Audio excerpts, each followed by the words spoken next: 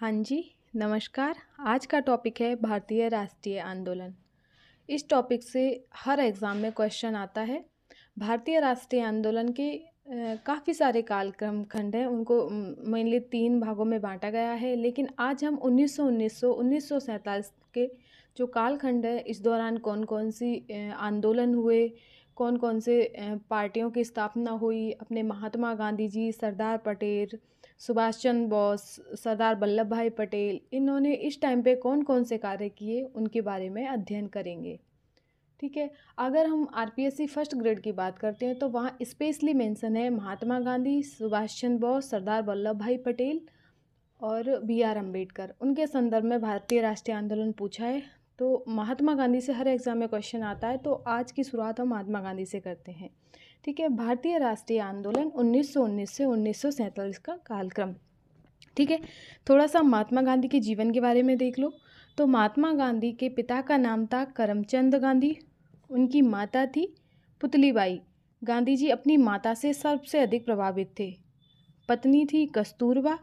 और उनका जन्म की बात करें तो उनका जन्म हुआ था 2 अक्टूबर 1869 को हुआ था। ठीक है। उनके 4 पुत्र थे, हरिलाल, मणिलाल, रामदास, देवदास। ठीक है। जमनालाल बजाज को गांधी जी का 5वां पुत्र कहा जाता है। ठीक है। अगर उनकी मृत्यु की बात करें तो उनकी डेथ 30 जनवरी 1948 को नाथूराम गौडसे द्वारा गोली मारकर उनकी हत्या की गई थी। वो दिल्ली के बिरला भवन में प्रार्थना के लिए जा रहे थे, उसी टाइम नाथूराम गौडसे ने उनकी हत्या कर दी थी। ठीक है। अगर जन्म स्थान की बात करें तो उनका जन्म स्थान है पोरबंदर, काठियावाड़, गुजरात। ठीक है। उनके राजनैतिक गुरु हैं गोपाल कृष्ण गोखले और उनके धार्मिक गुरु हैं टॉलस्टॉय एंड एम.जी. रानाडे। जो टॉलस्टॉय हैं ये एक रसियन लेखक हैं और इनकी एक बुक है, फेमस बुक है war and piece. Mahatma Gandhi ji इस बुक को बहुत ज़्यादा पढ़ते थे। और अपने दूसरे हैं एम.जी. रानाडे, ये महाराष्ट्र के समाज सुधारक हैं। ठीक है। आगे बात करते हैं कि 1889 में गांधी जी वकालत करने हेतु इंग्लैंड गए। ये इम्पोर्टेंट क्वेश्चन है कि पूछा जाता है कि गांधी जी वकालत करने इंग्लैंड कब गए, तो वो लॉ की पढ़ाई करने के लिए 1889 में महात्मा गांधी जी इंग्लैंड गए थे। ठीक है। इसी समय उनके प्रथम पुत्र का जन्म हुआ था। ठीक है। एक नोट डाल के लिखना कि माता ने इंग्लैंड जाने से रोका तो वहीर जी सूरी को साक्षी बनाकर माता को वचन दिया कि मांस, मदिरा व स्त्री से दूर रहेंगे। ठीक है। यानी कि जब वो इंग्लैंड जा रहे थे तो उनकी माँ ने उनको जाने से मना किया, तो उन्होंने एक अपने वहीर जी सूरी थे, उनको साक्षी बनाकर माता को वचन दिया कि वो मांस, मदिरा और स्त्री से दूर रहेंगे। ठीक है। 1891 में वकालत की उपाधि के साथ अध्ययन पूर्ण किया, वे भारत लौटे और माता की मृत्यु हो गई उसी टाइम। यानी कि 1889 में गए थे और 1891 में लौटाए वो अपनी बैरिस्टर की उपाधि के साथ। ठीक है। जब वो लौटे तो उन्होंने राजकोट व मुंबई में वकालत प्रारंभ करी, लेकिन असफल रहे। ठीक है। उसके बाद 1893 में दादा अब्दुल्ला एंड कंपनी हेतु भारतीय मुसलमानों के व्यावसायिक संघ की मांग पर दक्षिण अफ्रीका की यात्रा की। यानी कि दक्षिण अफ्रीका केस लड़ने गए थे। ये क्वेश्चन बार बार एग्जाम में पूछा जाता है कि पहली बार दक्षिण अफ्रीका कब गए, तो पहली बार दक्षिण अफ्रीका 1893 में। और दादा अब्दुल्ला एंड कंपनी जो कि भारतीय मुसलमानों के व्यावसायिक संघ है, उसकी मांग पर ही वो दक्षिण अफ्रीका गए थे। और दक्षिण अफ्रीका में भी ट्रांसवेल की राजधानी प्रोटोरिया गए थे। ठीक है। अफ्रीका जाते समय गांधी जी को ट्रेन में रंगभेद नीति का सामना करना पड़े। उन्हें प्रथम श्रेणी का टिकट होते हुए भी रेल से उतार दिया गया। ठीक है। ये घटना है 7 जनवरी 1893 की। यानी कि 93 में गए थे, तो उसी टाइम जब उस डेट थी 7 जनवरी को वो ट्रेन में यात्रा कर रहे थे, तो पीटर मिशन बर्म स्टेशन पे उनको प्रथम श्रेणी का टिकट होते हुए भी उनके रंग भेद के कारण उनको ट्रेन से उतार दिया गया। आपको ध्यान रखना है ये सारी चीज़ें कि कब वो दक्षिण अफ्रीका गए, इंग्लैंड कब गए वकालत करने, ये क्वेश्चन पूछे जाते हैं एग्जाम में बार बार। 1894 में गांधी जी ने अफ्रीका में रहकर, है ना गांधी जी के लिए, तो आप ध्यान रखना, अफ्रीका में रहकर रंगभेद नीति का सामना करने और सामाजिक कार्य करने व वकालत करने का निर्णय लिया।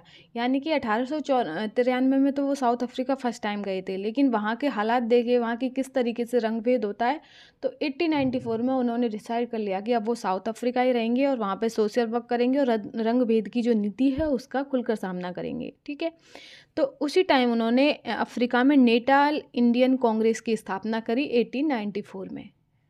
ठीक है, ये पूछा जाता है, इंपॉर्टेंट क्वेश्चन है कि गांधी जी ने नेटाल इंडियन कांग्रेस की स्थापना कहाँ की और कब की, तो 1894 में करी थी और अफ्रीका में करी थी। ठीक है, ये कोई इंपॉर्टेंट नहीं है, इसको छोड़ दो। अब यहाँ देखो, 1899 ईस्वी में बोअर के युद्ध में घायल ब्रिटिश सैनिकों की सहायता हेतु भारतीय एम्बुलेंस सेवा की स्थापना करी।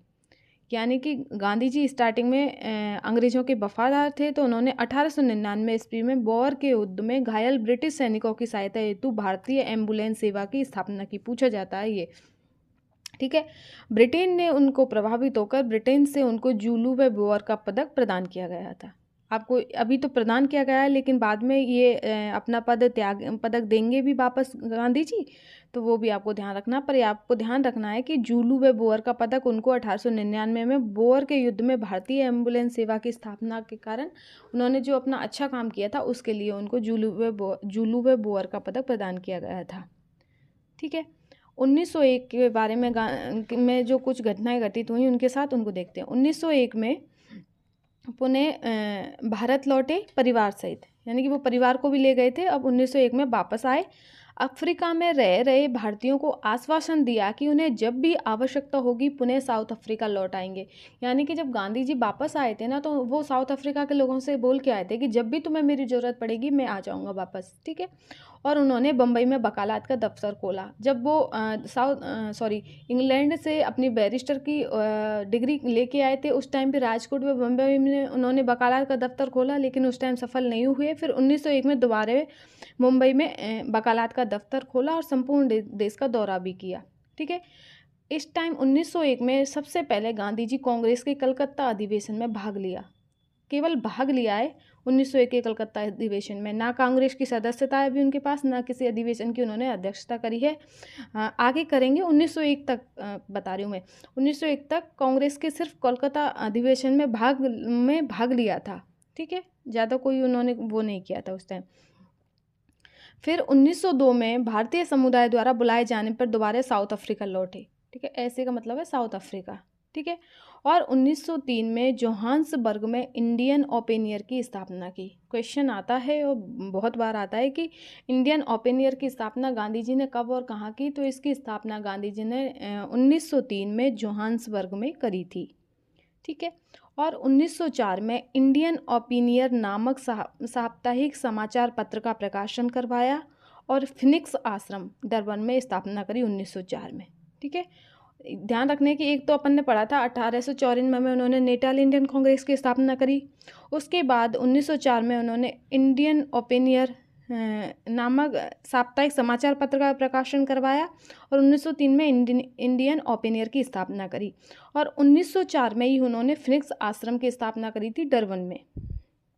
ठीक है, इतना समझ आया। अब बात आती है गांधी जी के सत्याग्रह के बारे में। तो गांधी जी ने सत्याग्रह का सबसे पहले प्रयोग अगर किया था तो वो किया था 1906 में और साउथ अफ्रीका में किया था। ठीक, आपको ध्यान रखना है कि सबसे पहले तो 1906 में साउथ अफ्रीका में किया था, लेकिन इंडिया में कब किया था वो अपन आगे देखेंगे। ठीक है, अभी तो साउथ अफ्रीका में किया है इसका प्रयोग 1906 में, जब उन्होंने एशियाटिक ऑर्डिनेंस के विरुद्ध जोहान्सबर्ग में सत्याग्रह आरंभ किया। ठीक है, तो कोई एशियाटिक ऑर्डिनेंस था, उसके विरुद्ध उन्होंने सत्याग्रह किया था पहली बार 1906 में। ठीक है, सत्याग्रह क्या होता है, तो सत्याग्रह होता है अहिंसा पर आधारित सत्य के लिए संघर्ष। ठीक है, नेक्स्ट है 1907 में ब्लैक एक्ट, भारतीय एवं अन्य ईसाई लोगों के जबरदस्ती पंजीकरण के विरुद्ध सत्याग्रह किया। 1907 में ब्लैक एक्ट के विरुद्ध सत्याग्रह किया और 1906 में एशियाटिक ऑर्डिनेंस के विरुद्ध सत्याग्रह किया। अब ब्लैक एक्ट क्या होता है, ब्लैक एक्ट होता है भारतीयों व अन्य एशियाई लोगों के जबरदस्ती पंजीकरण करवाया जा रहा था, तो उस पंजीकरण के विरोध में गांधी जी ने सत्याग्रह दोबारा यूज किया था ब्लैक एक्ट के अंतर्गत। ठीक है, अब अपन इंडिया में गांधी जी की वापसी पढ़ते हैं। ठीक है, तो 9 जनवरी 1915 को गांधी जी के लिए, ठीक है, गांधी जी अरेबिया नामक जहाज से मुंबई स्थित अपोलो बंदरगाह उतरे थे। इस प्रकार 21 वर्ष के प्रवास के बाद गांधी जी इंडिया लौटे थे, ठीक है। इसी कारण प्रतिवर्ष 9 जनवरी को प्रवासी भारतीय दिवस मनाया जाता है। ध्यान रखना है कि 9 जनवरी को प्रवासी भारतीय दिवस मनाया जाता है। और क्यों मनाया जाता है कि इस दिन गांधी जी अपने 21 वर्ष के प्रवास के बाद इंडिया लौटे थे, ठीक है। भारत पहुंचने के बाद भी गांधी जी ने भारतीय युवा वर्ग को ब्रिटिश सेना में भर्ती होने व प्रथम विश्व युद्ध में भाग लेने हेतु प्रेरित किया था। आपको ध्यान रखना है कि पहले है ना, गांधी जी ब्रिटेन के लोगों से काफ़ी ज़्यादा प्रभावित थे और उस टाइम उन्होंने भारत में जो युवा वर्ग है ना, उसको प्रथम विश्व युद्ध में भाग लेने के लिए प्रेरित किया। गांधी जी के इस सहयोगपूर्ण कार्य से प्रसन्न होकर तत्कालीन वायसराय लॉर्ड हार्डिंग की अनुशंसा पर ब्रिटिश सरकार ने गांधी जी को केसर हिंद व स्वर्ण पुरस्कार प्रदान किया, ठीक है। आपको ध्यान रखना है कि गांधी जी को केसर हिंद की उपाधि भी प्रदान की गई थी। लेकिन भारतीय लोग गांधी जी से नाराज हो गए और भारतीय लोगों ने गांधी जी के इस कर्तव्य से नाराज होकर गांधी जी को सार्जेंट, जिसका मतलब है भर्ती करने वाला अधिकारी, उसकी संज्ञा दी थी, ठीक है। आपको ध्यान रखना है। नेक्स्ट है, गांधी जी के मित्र थे जीवनलाल देसाई। उन्होंने साबरमती नदी के किनारे स्थित अपना कोचरा बंगला गांधी जी को दिया और यहीं पर 25/5/1915, ठीक है, ध्यान रखना है कि 25 मई 1915 को गांधी जी ने भारत में अपने प्रथम आश्रम की स्थापना करी, जो कि सत्याग्रह आश्रम के नाम से जाना जाता है। अपन ने पढ़ा था कि गांधी जी ने 1904 में फिनिक्स आश्रम की स्थापना करी थी, लेकिन वो साउथ अफ्रीका में करी थी। अब अपन गांधी जी जो 1909 जनवरी 1915 को इंडिया लौटे, तो इंडिया लौटने के बाद उन्होंने इंडिया में अपने क्या क्या कार्य किए उसके बारे में ध्यान रखना बहुत ज़रूरी है। तो इंडिया में उन्होंने सबसे पहले अपने आश्रम की अगर स्थापना करी थी, तो वो 25 मई 1915 को गांधी जी ने भारत में अपने प्रथम आश्रम की स्थापना करी, जो कि सत्याग्रह आश्रम के नाम से जाना जाता है। और इसके लिए जो पूछा जाता है कि ज़मीन किसने दी थी, तो उनके मित्र थे जीवनलाल देसाई। उन्होंने साबरमती नदी के किनारे अपना कोचरा बंगला गांधी जी को गिफ्ट किया था, तब गांधी जी ने यहाँ पर अपने सत्याग्रह आश्रम की स्थापना करी थी, ठीक है। गांधी जी के एक अन्य धनी मित्र थे अंबालाल साराभाई। उन्होंने साबरमती व कोचरा बंगले के आसपास की जमीन को खरीदकर यह भूमि गांधी जी को दान में दी थी, जहां 17/6/1917 ईस्वी को सत्याग्रह आश्रम का नाम बदलकर साबरमती आश्रम की स्थापना की गई। यानी कि ध्यान रखना है कि अगर सत्याग्रह आश्रम की बात करें, तो सत्याग्रह आश्रम की स्थापना जहाँ 25 मई 1915 को की गई थी, वहीं इस सत्याग्रह आश्रम का नाम बदलकर साबरमती आश्रम 17/6/1917 को कर दिया गया था, ठीक है। नेक्स्ट है 1916 के कांग्रेस के लखनऊ अधिवेशन में राजकुमार शुक्ल पहली बार गांधी जी से मिले। ध्यान रखना क्योंकि ये आगे काम आएगा अपने। 1916 में कांग्रेस के लखनऊ अधिवेशन में राजकुमार शुक्ल पहली बार गांधी जी से मिले थे, ठीक है। उसके बाद फरवरी 1916 में ही गांधी बनारस हिंदू विश्वविद्यालय के स्थापना दिवस समारोह में शामिल हुए तथा मुख्य वक्ता के रूप में बोलने का अवसर प्राप्त हुआ। यानी कि ये भारत में उनका पहला सार्वजनिक भाषण था। तो पूछा जाता है कि गांधी जी ने अपना प्रथम सार्वजनिक भाषण कब और कहाँ दिया, तो कहाँ की बात है, तो ये है बनारस हिंदू विश्वविद्यालय में। और कब है, तो फरवरी 1916 में, ठीक है। गांधी जी को सत्याग्रह की प्रेरणा कहाँ से मिली पूछा जाता है, तो ये 3 लेख हैं। एक तो डेविड थोरो का लेख है सिविल डिसओबीडियंस, ठीक है। लियो टॉलस्टॉय का है kingdom of God is with in you, ठीक है। और जॉन रस्किन का है अनटू दिस लास्ट। ये 3 लेखों को पढ़ने के बाद ही गांधी जी को सत्याग्रह की प्रेरणा मिली थी, ठीक है। गांधी जी का सत्याग्रह सत्य पे अहिंसा पर आधारित था, जिसमें उपवास, हिजरत, बंदी, हड़ताल आदि शामिल था।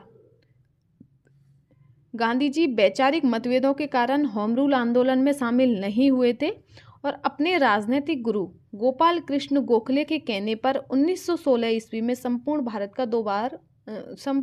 में 2 वर्ष भ्रमण किया। आपको ध्यान रखना है कि उनको भ्रमण की क्या बोलते हैं, आदेश बोलेंगे, हाँ, सलाह, सॉरी, तो गांधी जी को संपूर्ण देश का दौरा करने की सलाह किसने दी थी? तो उनके राजनीतिक जो गुरु थे गोपाल कृष्ण गोखले, उनके कहने पर ही उन्होंने भारत का भ्रमण किया था। ठीक है, और इस समस्त राजनीतिक व सामाजिक गतिविधियों को समझने के बाद अपने जीवन के प्रारंभिक 3 सत्याग्रह 1917 से 18 के दौरान हुए, जो कि चंपारण, खेड़ा व अहमदाबाद के मिल मजदूरों के साथ उनके हितों के लिए लड़े गए। इनके बारे में हम आगे पढ़ेंगे। ठीक है, अब गांधी जी की उपाधियां देख लेते हैं, उसके बाद गांधी जी के वो भी देखेंगे कि उन्होंने कौन कौन से आंदोलन करे। तो गांधी जी की उपाधियों की बात करें तो उनको राष्ट्रपिता की अगर उपाधि है तो वो दी थी सुभाष चंद्र बोस ने पिता बोला।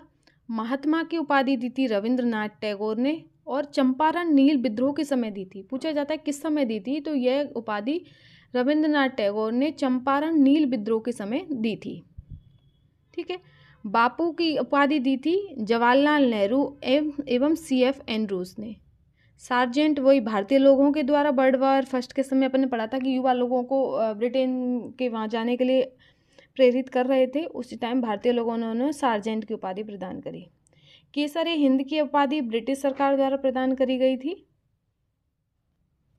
मलंग बाबा उनको बोला था कबायली जाति द्वारा। वन मैन बाउंड्री फोर्स बोला था लॉर्ड माउंटबेटन के द्वारा। अर्धनग्न फकीर बोला था विंस्टन चर्चिल ने। देशद्रोही फकीर की संज्ञा दी थी फ्रैंक मॉरिस ने। सेवाग्राम का संत आश्रम के अतिथियों के द्वारा दिया गया था। और कुली बैरिस्टर दक्षिण अफ्रीका में एक अंग्रेज मजिस्ट्रेट ने। भिखारियों का राजा पंडित मदन मोहन मालवीय ने दी थी उनको यह उपाधि। और आधुनिक युग का अजात शत्रु, यह उपाधि उनको डॉक्टर राजेंद्र प्रसाद के द्वारा दी गई थी। तो यह गांधी जी की कुछ महत्वपूर्ण उपाधियां जो बार बार एग्जाम में पूछी जाती हैं। अब हम पढ़ते हैं गांधी जी के आंदोलन। ठीक है, तो सबसे पहला है चंपारण नील सत्याग्रह। ठीक है, गांधी जी के सत्याग्रह का प्रथम प्रयोग 1917 में चंपारण बिहार में। ठीक है, मैंने कहा था कि गांधी साउथ अफ्रीका में तो 1906 में किया था एशियाटिक ऑर्डिनेंस के खिलाफ, लेकिन इंडिया में उन्होंने पहली बार सत्याग्रह का प्रयोग 1917 में किया था। और चंपारण का जो नील विद्रोह हुआ था उस समय किया था। क्यों हुआ था? अब ये चंपारण में जो नील विद्रोह हुआ था ये क्यों हुआ था? इसका कारण है कि बिहार चंपारण के किसान नील की खेती व 3 कठिया पद्धति से परेशान थे। एग्जाम में पूछा जाता है कि चंपारण नील विद्रोह किस कारण हुआ था?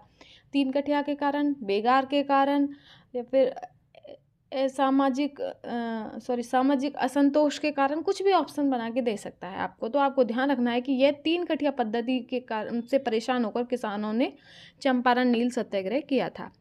बिहार में भूमि के टुकड़े को कट्टा कहा जाता था। खेत को कुल 20 भागों में विभाजित किया जाता था तथा 3 भाग पर नील की खेती अनिवार्य थी। ठीक है, कांग्रेस के लखनऊ अधिवेशन जो कि 1916 में हुआ था, उस समय राजकुमार शुक्ल गांधी जी से मिले तथा चंपारण की समस्याओं से अवगत कराया गांधी जी को। 1916 में हम पहले भी पढ़ चुके हैं, मैंने बताया था। क्वेश्चन पूछा जाता है कि चंपारण नील सत्याग्रह करने के लिए गांधी जी को किसने आमंत्रित किया था? तो वो थे राजकुमार शुक्ल। ठीक है, इसलिए राजकुमार शुक्ल के निवेदन पर गांधी जी चंपारण गए। इस समय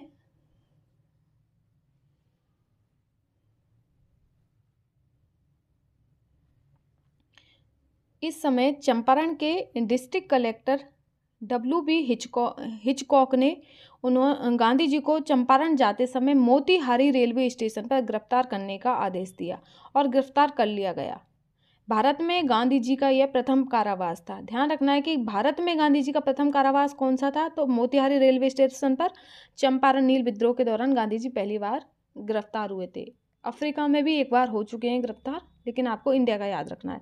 सरकार ने गांधी जी को अपना सहयोगी मानकर जेल से मुक्त कर दिया।